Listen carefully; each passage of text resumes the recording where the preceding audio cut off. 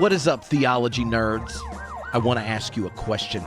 Imagine this predicament I had. You're sitting there on Dietrich Bonhoeffer's bed with your copy of his Ethics, trying to create this amazing moment with your son, telling the story of Bonhoeffer encountering it, and in the back of your mind, you're thinking, I purchased plane tickets that are contributing to the climate crisis, and you're feeling conflicted. Like, how do we live faithfully when every choice seems to be complicated and confusing? We're simultaneously saint and sinners caught in webs of economic relationships that sustain and harm. But what if that tension isn't just a reason for despair? What if it's actually the birthplace of hope and a foundation for building something better? Well, that is why I'm pumped to have Cynthia joining us in this conversation. Cynthia is a professor at the Pacific Lutheran Theological School in the Bay Area, and has spent quite a bit of time working at the intersections of economics, ethics, and hoping to create and generate a sustaining and practical way for us to work through this dis-ease, this cross-pressure of our commitments as Christians to the well-being of all life, and thinking about the ways in which we're complicit and woven into a system. This was an amazing conversation. I absolutely enjoyed it, and I hope you do too. Enjoy.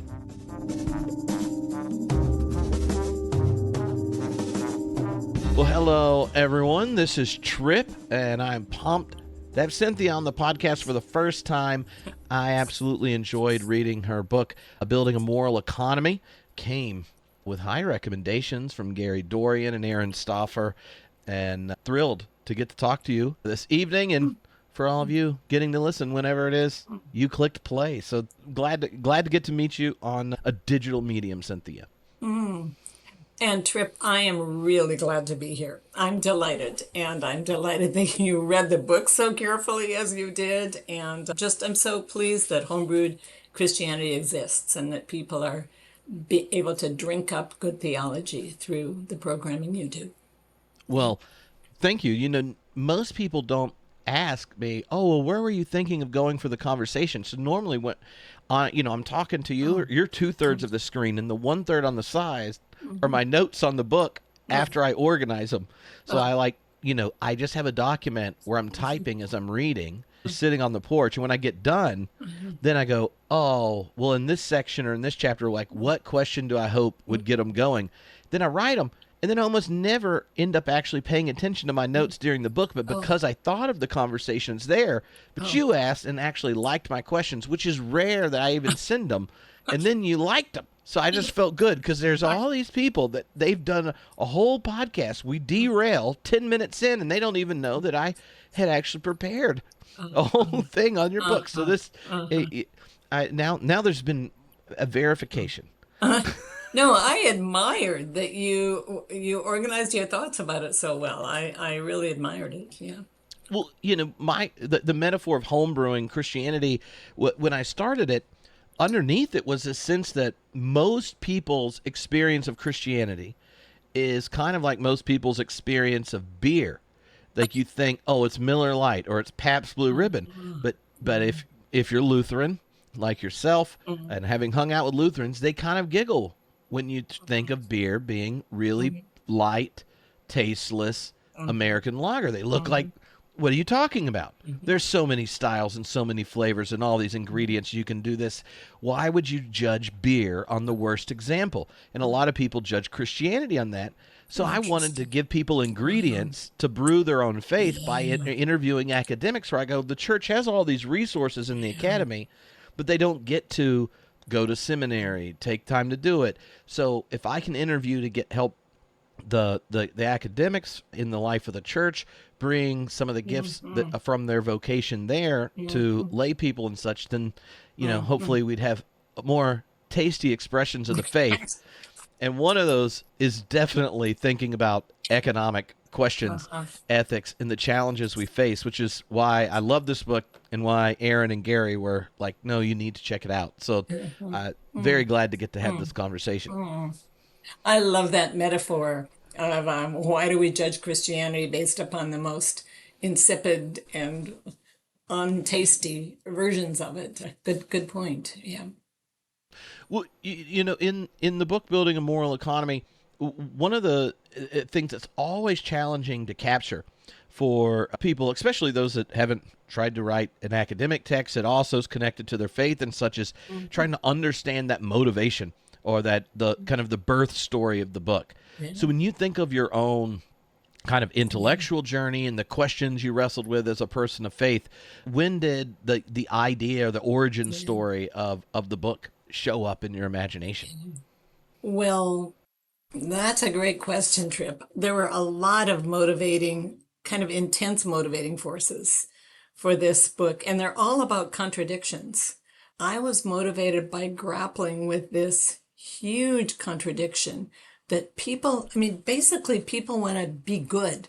They want to make the world a better place. They want to not hurt or murder other people. You know, a lot of people listening to this podcast would probably risk their lives to save another person. And we all do, we spend money and time doing good. And yet at the same time, without knowing it, our everyday lives are shaped by an economy that brings us our stuff, but is killing people and profoundly damaging other people around the world, in our own cities and around the world. So every day through our economic lives, we are causing massive suffering at the same time that we are good, decent, caring people. So I have grappled with what it means to love your neighbor, as we're called to do, while living, and you know, there are so many, I was going to say, while living in ways that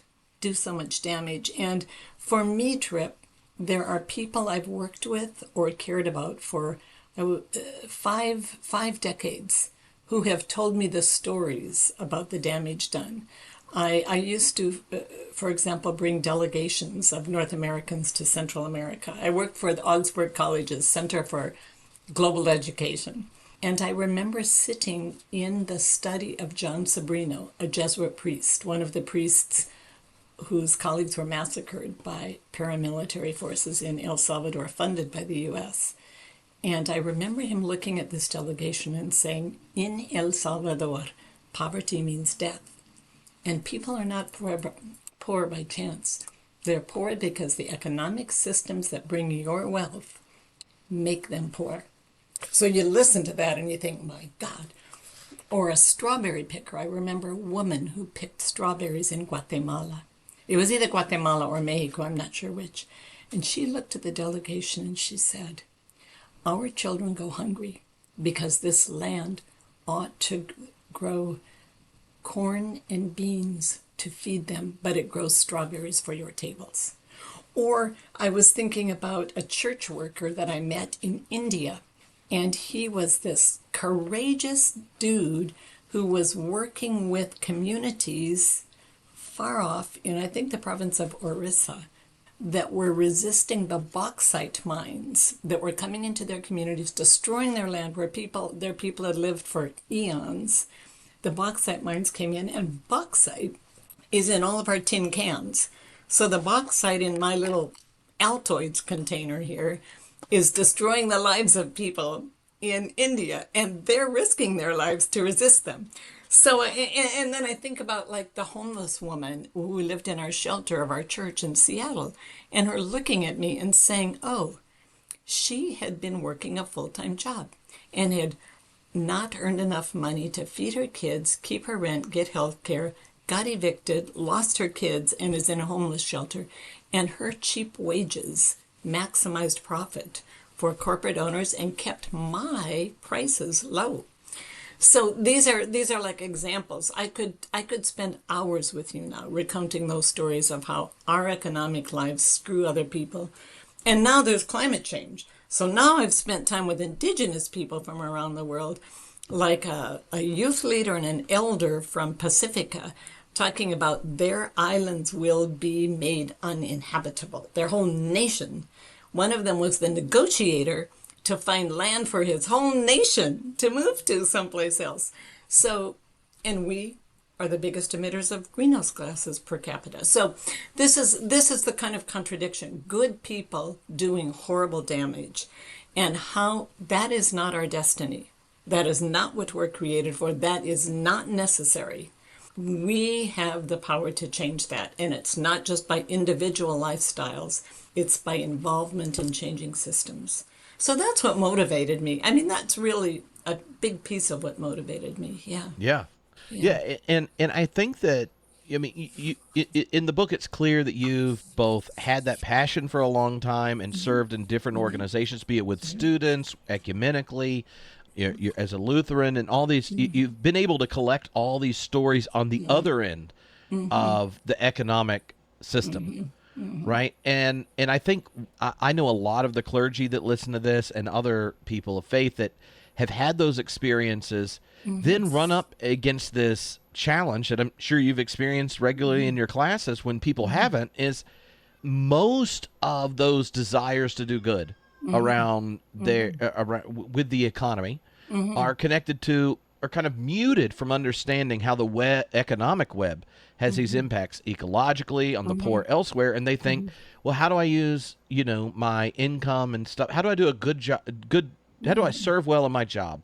How do I get better at it? Usually, there are virtues attached to it we may not valorize, like let's become efficient and blah, blah, blah, blah. But then they're thinking of how am I able to pour things into our church and the organizations they're doing, invest there? How do I provide for my kids and my grandkids? How do I, right? Like we tend to think of morality and related to our economic good as to what happens with our income in our job or with our family or with our taxes. Maybe we'll vote politically to do X, Y, and Z. But it's rare that the other end of the economic system that we're just as related to becomes personal like it has for you. And I know clergy and others that are, community organizers and such that sit there and they have those stories that you have, right? Where they feel like this, I'm being torn. Like, what do I provide the best for my kid? But I also know this is happening. And so much of that's tied to all economics choices are isolated individual ones. Yeah. Yeah. And to me, one of the things that's so moving about the book is you're both vulnerable about the way, as you came to discover it, it generates this kind of shame about the way we're connected, a powerlessness related to the systems around it, but this like sense of you have like a honey badger tenacity, right? This little critter that they'll take out cobras in the desert that are bigger than it, because it's like, I'm going to fight and I'm going to sick it and I'm going to wrestle with it. That you're going to figure out, what do we do if we're honest about the brokenness of the system? Or that experience you shared with Sabrina, right? Like, what do you do when you realize that the crucified people on our planet today are put there because of our, our wealth? How did you move beyond being just overwhelmed as you discovered more of those connections to engage it critically and faithfully and do so, right, with that image of healing that runs through the book? Because I'm tempted to go nihilist right after the introduction, and you don't. And so I figure there's a spiritual wisdom of connecting the personal to the collective while recognizing the limits of our agency. You are right. Many people hear these stories about what is going on the other end of the global economy. And I think many of us are able to submerge it and not take it seriously because it feels unassailable, unpenetrable, like there's nothing one can do. Other people, and this is what I did, and maybe because I was young, I was 14 when I first found out about what was happening to people because of U.S. economic imperialism wed to militarism.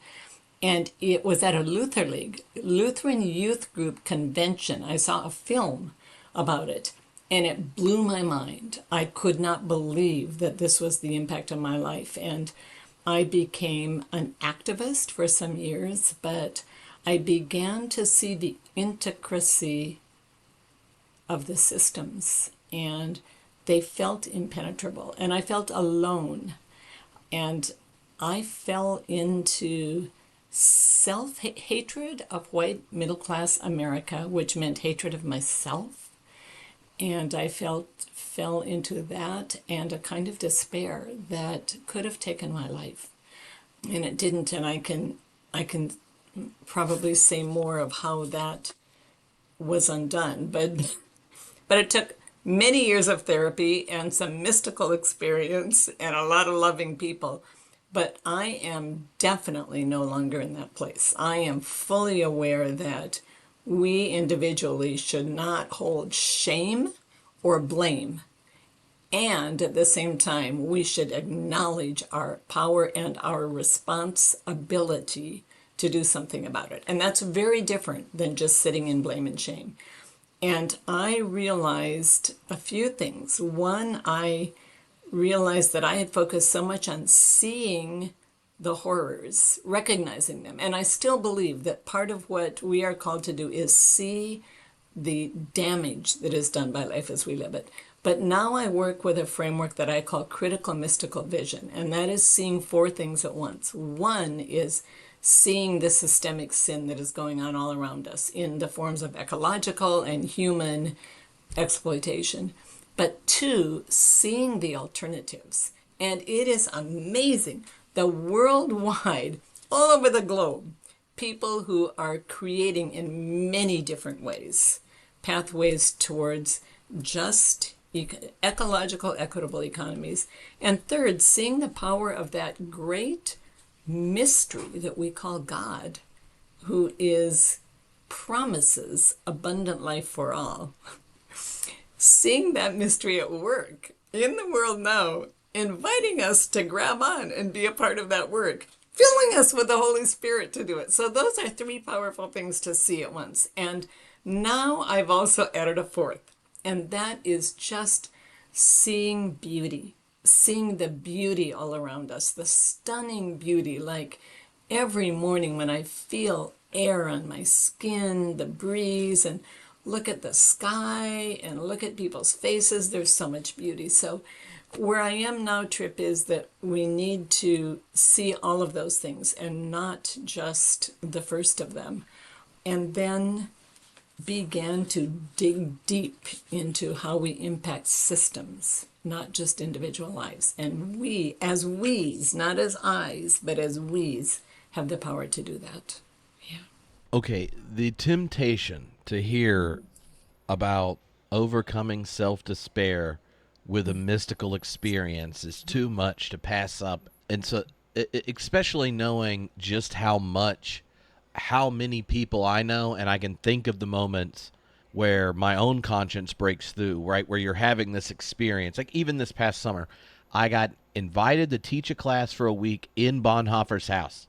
And so I'm like, well, if we're going to go, I'm not just going to go for a week. If we're going to get plane tickets, we're going to do more while we're there. But we are getting plane tickets. I know the connections to that, to the climate crisis. But then we're making memories with our kids, and our oldest one's about to go into senior year, and I want to have this experience, and I want to hand off the closest to a Protestant saint you can have, Bonhoeffer, who is so important to me for my whole life. I want to hand it to my kid and tell him a story and be in his house. And then you're like, yeah, but there's also this. And so like you have this whole story going on, right? And you're sitting there trying to have this moment where you're sitting on Bonhoeffer's bed with your oldest son holding his copy of Ethics. And you're like, I also know the consequences of all. You know, like that moment where you're like, but maybe he'll get handed on the faith and want to use his own vocation in life-giving ways, right? All those things are there. And I know so many people who are just the clergy that are doing amazing things that came and did their continuing ed stuff with us. And there's so many examples of stuff like that, right? Where you're kind of cross-pressured. Yes. Yes. And that despair's there, and you can have like that reality, then steal the joy of something over here, and how you negotiate it, and what I was hearing in your description is this ability to both own and be honest about the reality of all the ways in which we're complicit and connected, but hold it as an invitation to do something different and not as legitimizing your self-judgment and shame. And there's an experience and encounter there that whatever part of it you feel comfortable sharing, I'd love to hear, because I'm very familiar with I know that was awesome, Trip, but story followed by, the economic web of relations that are Right, there, or right, right, right. What you said about the airfare, the airfare. So that was a very good example of what you're talking about. A very good example. And one of the things that to me has been, what I say, life saving, has been sanity saving, is my understanding theologically, and partly as a Lutheran, that good and evil are intertwined in human life, that they are intertwined. And it became so real to me when I was a mother watching a soccer game of my kid. And it was beautiful, green grass, beautiful sky. It was like a multi-ethnic, multi-class little soccer team that people were cheering for each other's kids. It was just great. Beautiful. Team building, companionship building. And then I thought, oh, that soccer ball. It was probably made by a little boy in India who lost his eyesight at age 10 because he was in a factory making soccer balls for a US corporation. So that, when that hit me, I thought, good and evil are intertwined. And I've known it ever since. And air travel is one. So I travel up to the Seattle area to see my precious grandchildren. And it's enormously greenhouse gas committing. So it's good and evil intertwined. So I just have to hold that trip. That doesn't get me out of making discernment. So I'm going to be air traveling a lot less. I'm giving up invitations to go. I just gave up one to go to Zambia, various places. If someone else closer by can do it, why should I do it? But it doesn't give up responsibility to try to live on the good side, not the evil side of things. But it is explanatory and helpful to know that they're intertwined, and that's not my personal fault. It's a state of the human.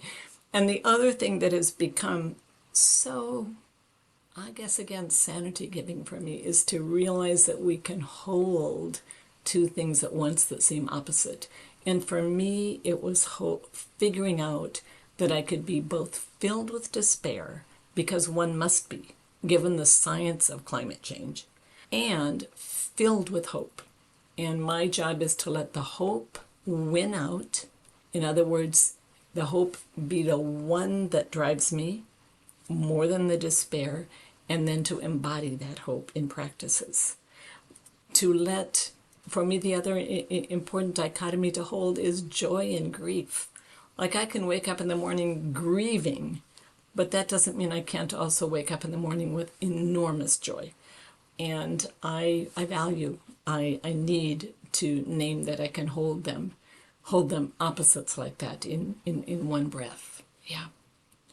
that's really helpful. And yet, like in the title of the book, building a moral economy, there's not a lot. Like, usually there will be a number of words between moral and economy in any book that's honest. And in it, you're talking about an ecological, an equitable, and a democratic future.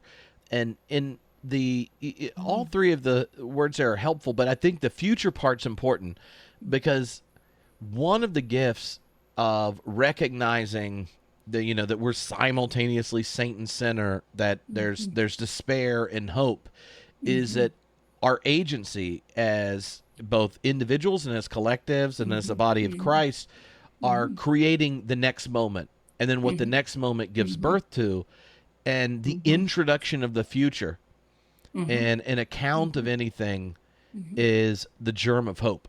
And because it introduces possibility, where if we just look at the past, things can seem so closed.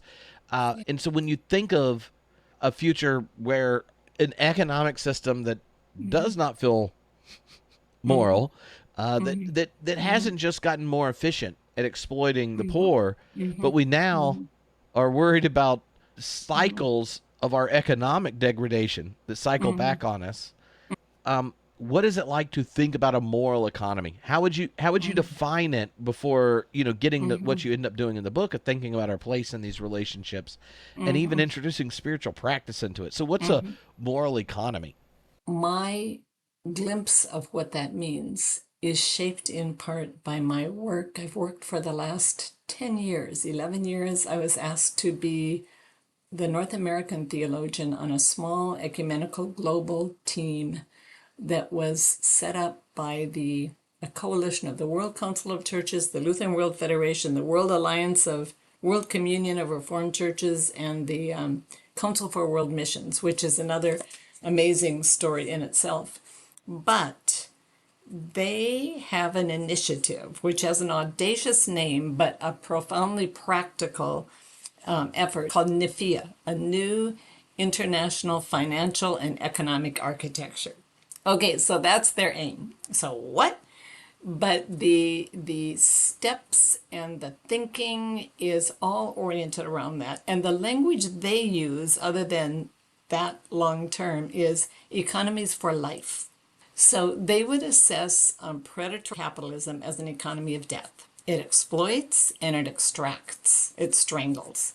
Economies for life. So what do economies for life look like? That would be a moral economy. And I really do think those principles, you need a flashlight to get into what could that mean. You need to start dissecting what could that possibly mean.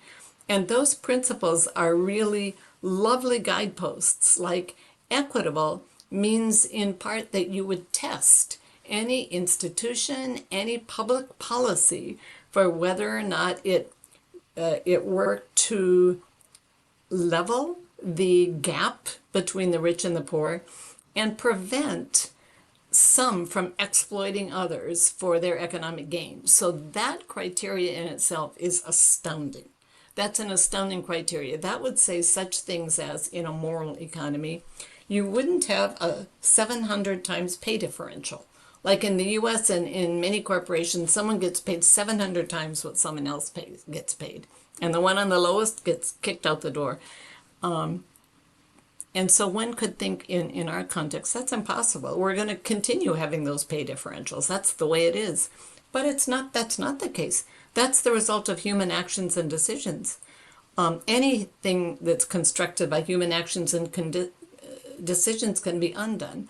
So for instance, kind of blew my mind once. I was in Norway lecturing, and someone stood up in the audience and said, Dr. Moe-Lobeda, things are getting really bad in Norway too. Now we have people in companies earning 14 times what the lowest paid worker earns. I said, did you say 14? And he said, yes, 14 times. And so I said, well, in my country it's 700 times.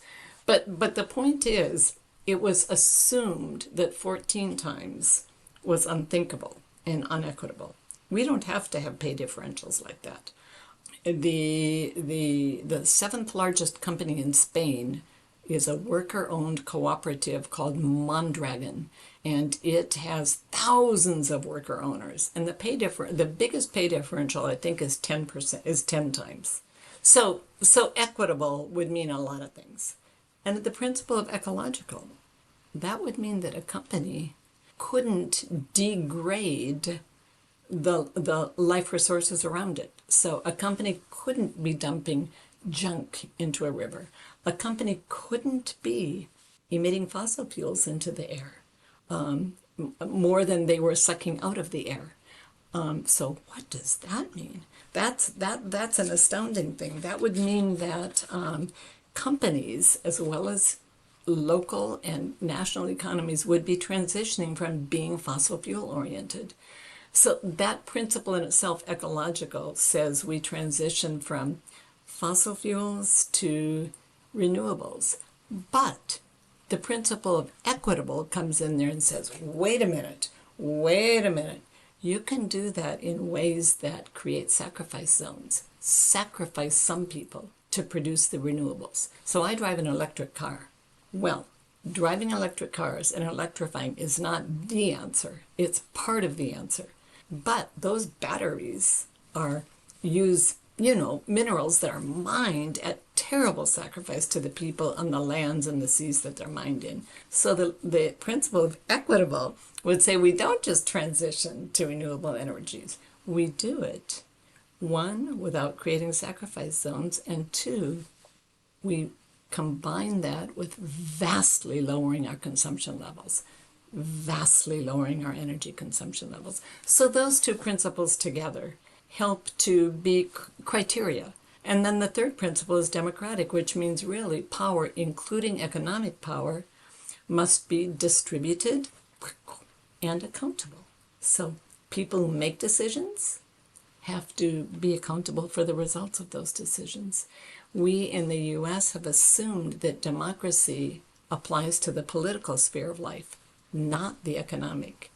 And so the next stage of democracy will be economic democracy or a democratic economy, meaning that we decide that the principles of democracy, distributed and accountable power, apply to economic life. So those principles together would reshape what business means and what public economies do.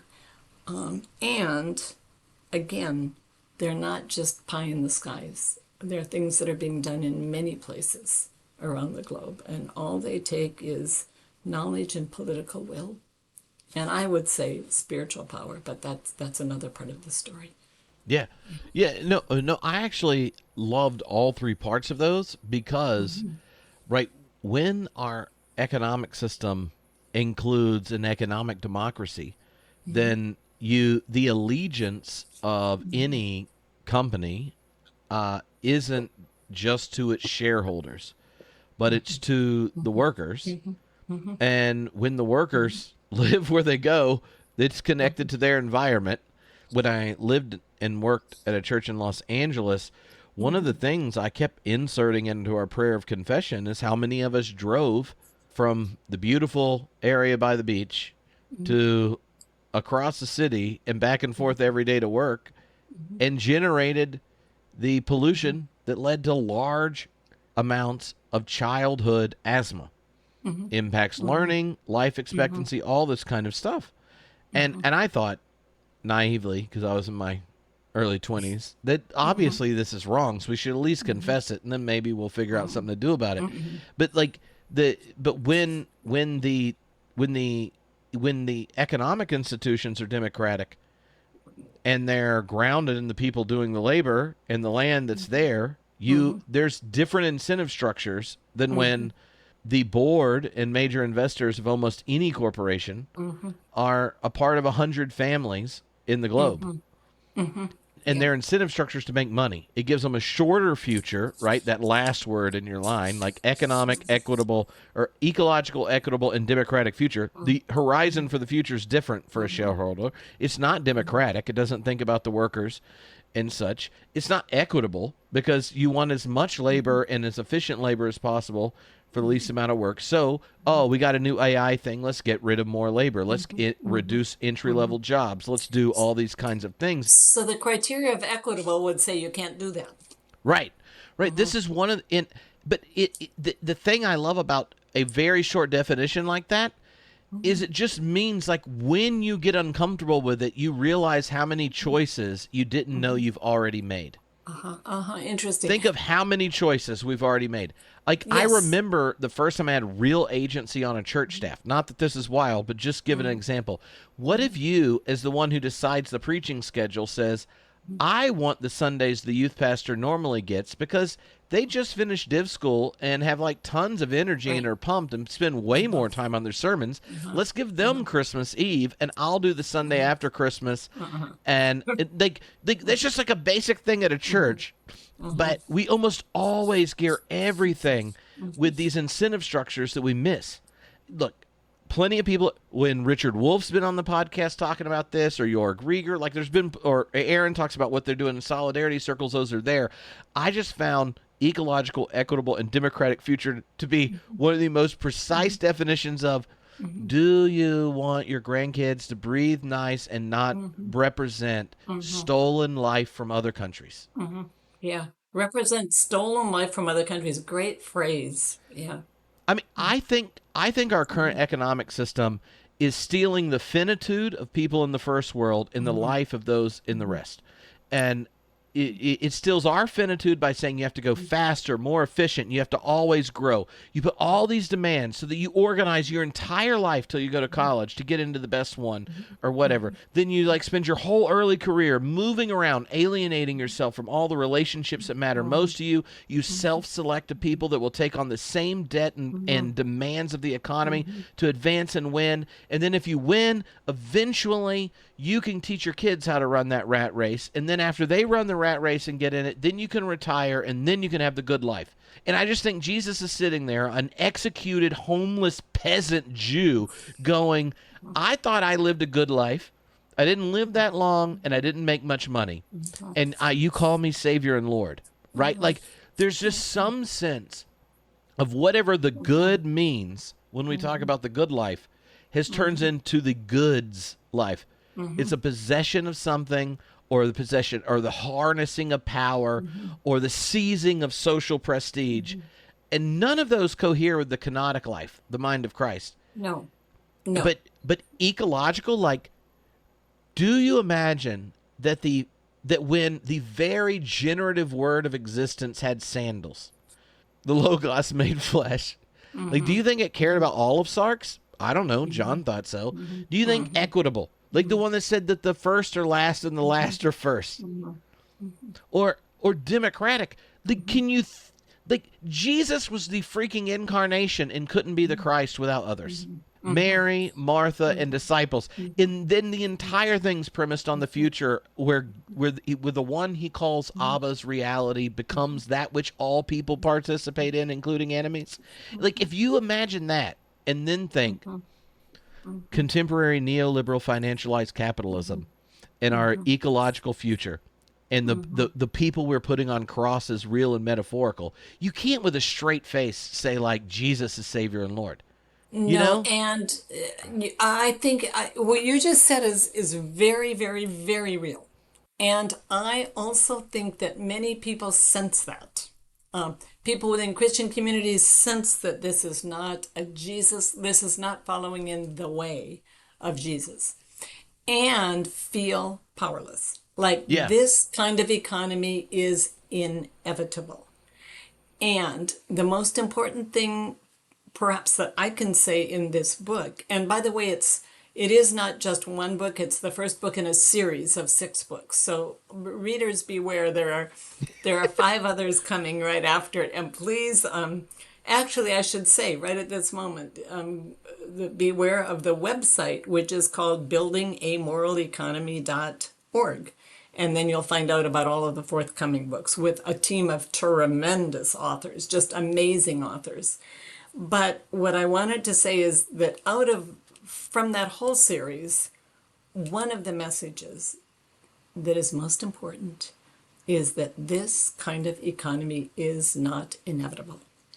It is the result of, and I could trace with you the history of the strategic actions and decisions made by human beings to build financialized capitalism, neoliberalism, the corporate and finance-driven economy. And anything built by human beings can be undone and rebuilt in a different way. So that is the most important thing. And it means that people need to begin digging in to how to do that. And that's part of what the second half of this book tries to do. It tries, I thought there are many, many different elements of the work of building a moral economy. So one of the frameworks that I've tried to lay out is to think in 3 terrains. One of those terrains is change in our lifestyles. So yes, lowering one's own carbon footprint. Yes, buying products from places that have equitable food chains and that support worker equity, etc. And many things, eating low on the food chain, etc., etc. But the second terrain is systems, that we all say, yes, I will learn ways to impact systems. And the third is consciousness. The various things that you just named are matters of consciousness, stories that we beliefs that we have that are subconscious.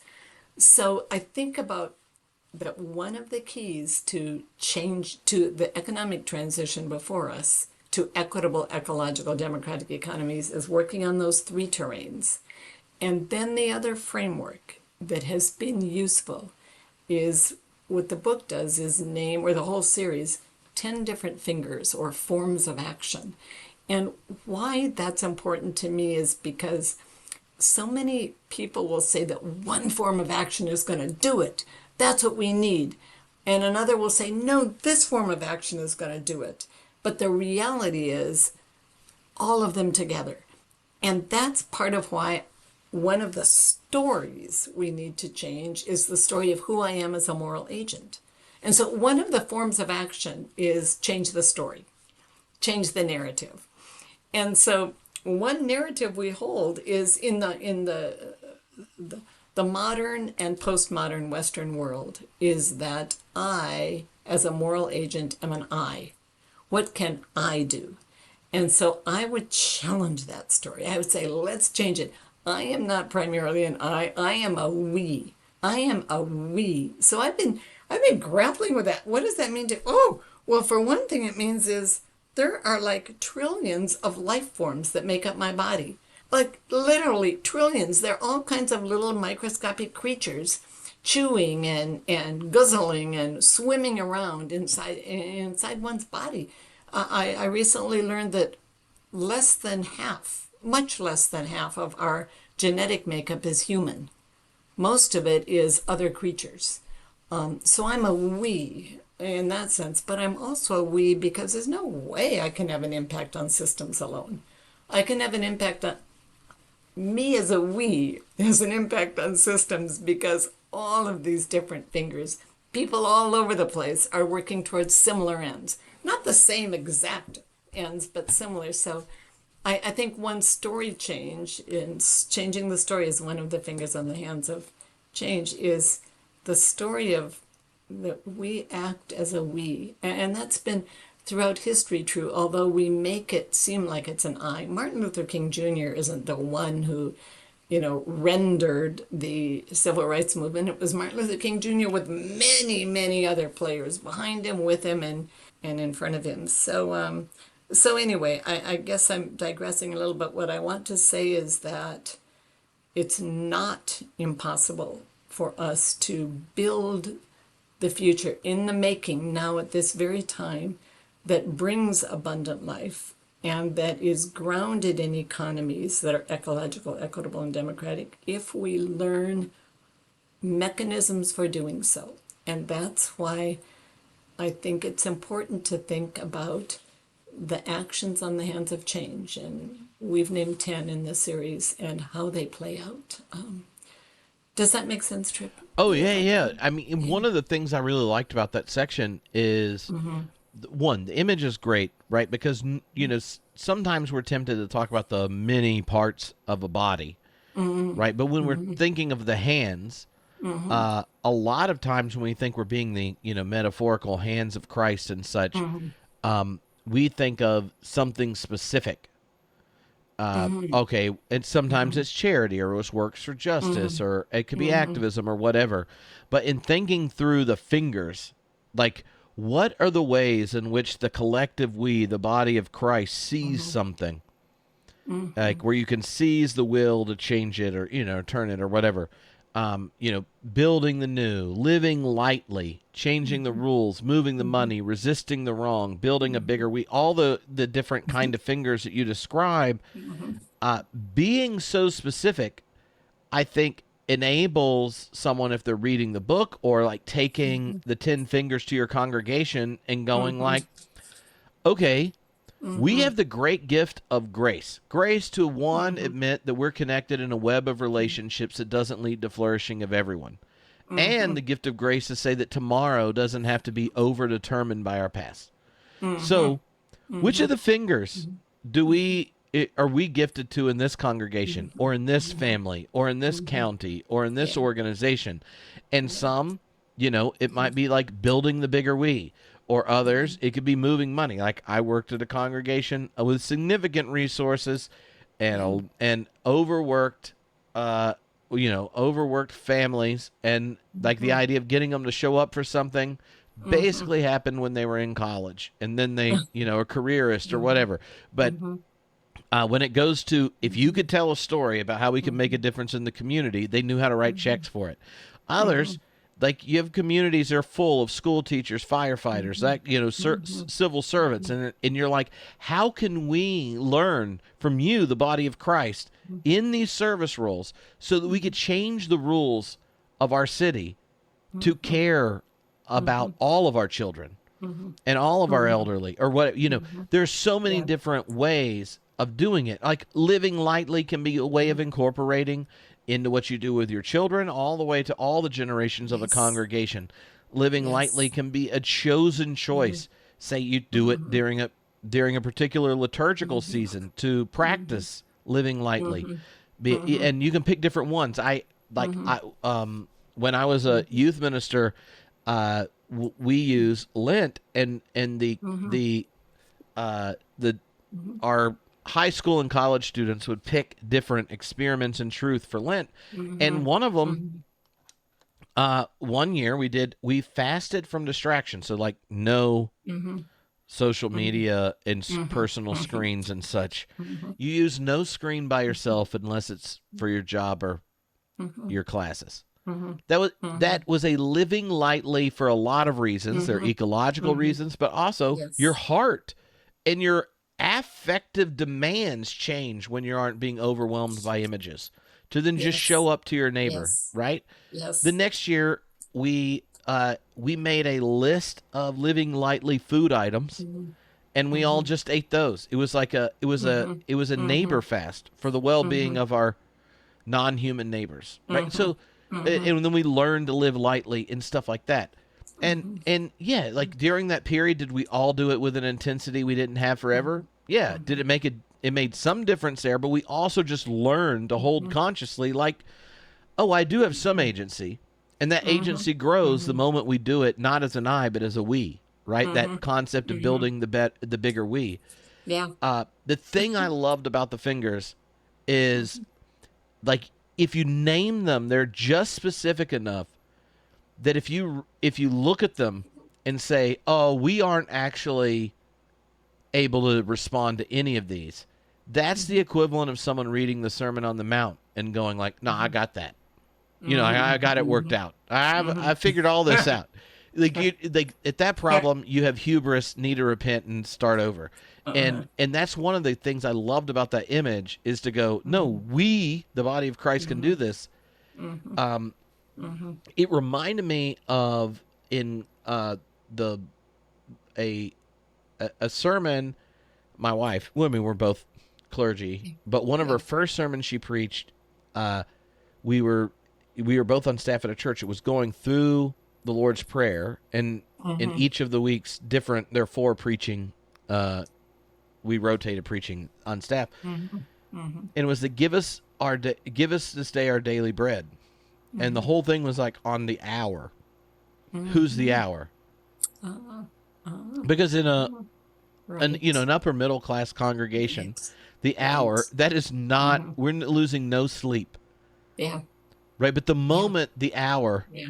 and then you're like, Right. oh, we extend it because we do the farm bill and SNAP programs for this.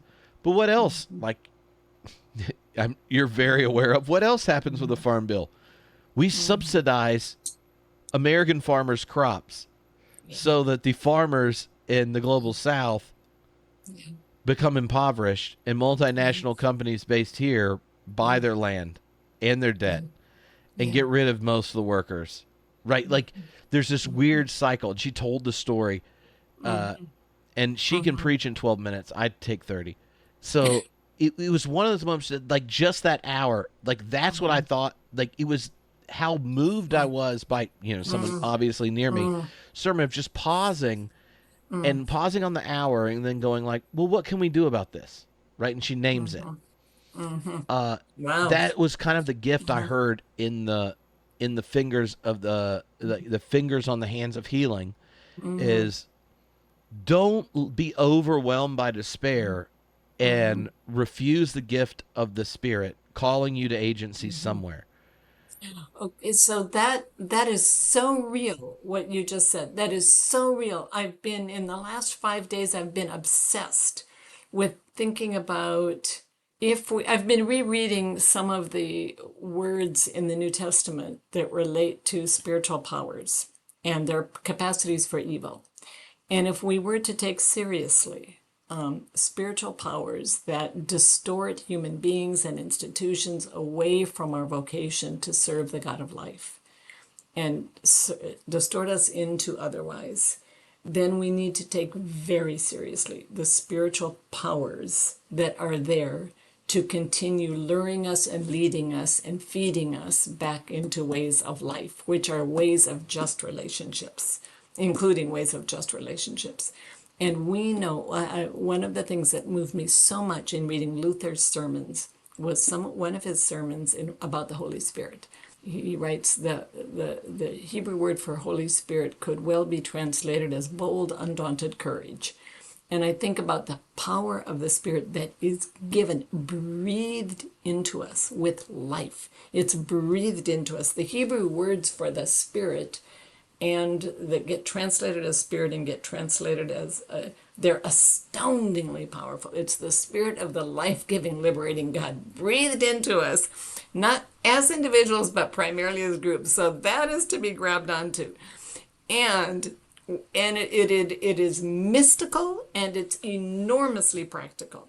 And it's part of what was behind my psyche in trying to think about a metaphor that would help us see that there are many forms of actions that work together. And I was listening to a cellist, and I thought, my God, look at what those hands do. Those hands create this astounding music that is just beyond belief.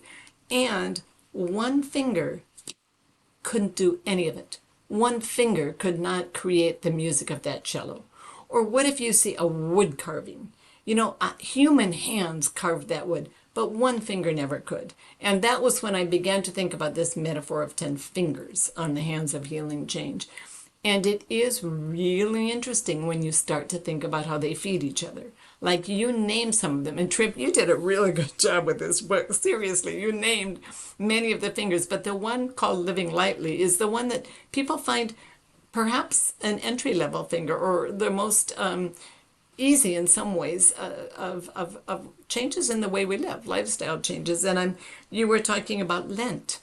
Well, you know, think about the power. Think about the power that would come if a family made one change. I know one family that made one change every month, a simple change. You know, maybe they got rid of using baggies and instead used old bread bags. Maybe they blah blah blah blah blah. But if you connect it with Lent, I know we've done fasts from single-use plastic during Lent. You do that and you find out you don't need single-use plastic. You could kiss goodbye. Single-use plastic was created, I've got quotes of it in the book, by the fossil fuel industry and the plastic industry to make a profit. Or on Lent, fasting from food that comes from more than 100 miles away, you know, to the extent possible. But how that weaves together with other fingers, like move the money. That you, as you said, many people have the capacity to work on moving the money. What if we divested? If we jumped into the divestment movement to divest from fossil fuels and the banks that fund them? So the amount of fossil fuels that are scheduled to be taken out of the earth now, literally, will destroy the capacities for human life to exist with humanity on this planet. We could stop that by divesting, not putting any funding. So we can get our money out of those 5 banks. So divesting is powerful. That's the finger of move the money. And the finger of change the rules, public policy changes. Wow, the things that can be done. Public policy determines who lives and who dies in many cases, who gets food and who doesn't. But all of those fingers like work together. And one example of that I've thought about is, you know, I was in Amsterdam and I saw all these people getting around town on bikes. That's what you do. You ride a bike. There are huge parking lots of bikes, big old rickety bikes. You didn't even know there were that many bikes. No, Like, I didn't know it. I didn't know that either. I didn't know that existed. You're sitting there and you're like, I don't think I've ever sat at any intersection and seen 300 bikes at once. Is this a possibility? And that's considered normal. And you could create it in our cities if you mixed lifestyle changes and public policy changes, that is, live lightly and change the rules and change the story. So in Seattle, for instance, I remember people would carry, you know, babies behind their bikes many, many years ago. it's dangerous, but not many people could do it because it's too dangerous. So, but more and more people do it, changing their lifestyle, and pretty soon it impacts public policy. Public policy gets set up to make bike lanes, so it's safe to carry your baby behind your bike in a little buggy because they've got bike lanes. And when bike lanes get built, more and more people can ride bikes. So you could also have public policy that subsidizes bikes, so it's everyone can get a bike and a helmet for $10. So anyway, the things work. The fingers work together. They don't work separately. And then you change the story. So the story gets changed. The mayor starts riding a bike, and people start to think, wait a minute. Maybe bikes aren't the unusual. Maybe bikes are the norm. Or what if we change the story about cars? That big, huge cars aren't the norm. Maybe we instead use electric bikes or also little capsules. So people who can't ride a bike, we're all going to get to an age where we can't ride a bike. But what if cars were little capsules that took Zippo fossil fuels? So changing the story of what's normal is one of the fingers. I think about change the story when it comes to what is the earth. So the story we've bitten and eaten is that the earth is like a resource to be used for human needs, and theologically it's like the great stage on which the great drama between human beings and God takes place. So you begin to reread theologically, what is the earth? Holy cow, no. The earth is co-creator with God. The earth is saved by God. The earth has agency. Oh my, I just about fell over when I reread Romans 1 and found out that Paul is saying that since the beginning of time, since the beginning of creation, the things of creation have been knowing and understanding God. So we thought that human beings, the epitome, the height of being a human being is knowing and understanding God. But no, this stuff, these rocks, have been knowing and understanding God before life even appeared. So it's a different sense of what is the earth, and that's a piece of the of the story to change. So my point is basically that these change, the transition to a life-giving economy is doable and requires the gifts of everybody. Because different people have different gifts for different fingers. That's kind of what I was trying to say there. Yeah. No, it was extremely beautiful and compelling, which I hope lures people to check the book out. But you mentioned that this is the first in a series, which I hope means we get to talk every time one comes out. But like, can the idea of telling anyone there's 6 books in a series is dangerous, because I did that once, and then you realize I should probably finish a series. So can you give us like the vision of where things are going, and obviously people can check out. Make sure you mention the website one more time so people can. Yeah. Okay. Yeah. No, this all started maybe 5 or 6 years ago when I had done a book called Resisting Structural Evil. And I got invitations to speak on every continent except Antarctica about that book. And what I found in the U.S. was people saying, yes, the economic life is bad, but it's unchangeable. So I thought, we need resources that prove that and enable people to be involved in systemic change. And I can't do it myself by any means. I don't have the brilliance to do all of that. So I thought I'll write an introductory volume that sets a framework, and we'll get other people to write the other volumes. So we ended up establishing an advisory council called the Wisdom Council that is leaders from theological and economic justice organizations that are advising the series. And then we framed out the topics of 5 books and then found other authors to write those books. And they are quite an amazing team. And the books are intentional. The first volume Building a Moral Economy is a regular sized book. It's kind of a regular sized book, although it's also based in story and very much not meant to be academic discourse, but story based and very readable. The other books are what we're calling small books, like they're little, thin, and they're very readable. They're very story based, and they push people to, and they're all based on those 10 fingers. And they also, at the end of every chapter, remind people to go to the website, because the website will have toolkits, and those will be additional resources. Everything from video to written resources to people to encounter and get to know. My hope is that people who read will become also deeply connected with this global community of people and groups living towards the new economy. So the next book that is coming out actually in November is called Building a Moral Economy, Climate Justice, Climate Hope. And it's written by a team, African-American man, white woman, both pastors, both with long time histories of local and global activism. They are Reverend Abby Mohaupt and Reverend Michael Malcolm.